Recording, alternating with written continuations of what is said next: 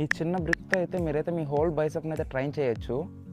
ఇందులో మీ first variation వచ్చేసి standard brick calls. దీంట్లో అయితే మీరు బ్రిక్ని అయితే స్టాండర్డ్ పొజిషన్లో అయితే హోల్డ్ చేయండి. హోల్డ్ చేసి కల్స్ అయితే చేయండి. ఈ కల్స్ కూడా ఫుల్ రేంజ్ ఆఫ్ మోషన్తో అయితే చేయండి. ఇది చేయడం వల్ల మీ బైసెప్లో ఉన్న లాంగ్ హెడ్ అయితే టార్గెట్ అవ్వద్ది. రెప్స్ అండ్ సెట్స్ వచ్చి మీకు వెయిట్ సింపుల్గా అనిపిస్తే 4x20 రెప్స్ అయితే చేయండి. లేదనుకుంటే 4x15 ఆర్ 12 రెప్స్ అయితే చేయండి. ఇందులో సెకండ్ వేరియేషన్ వచ్చి కాన్సన్ట్రేషన్ కాల్. మీరు దేని మీద కూర్చొని మీ కాలు ముందుకు పెట్టుకొని కాళ్ళతో చేతిని అయితే సపోర్ట్ అయితే తీసుకోండి.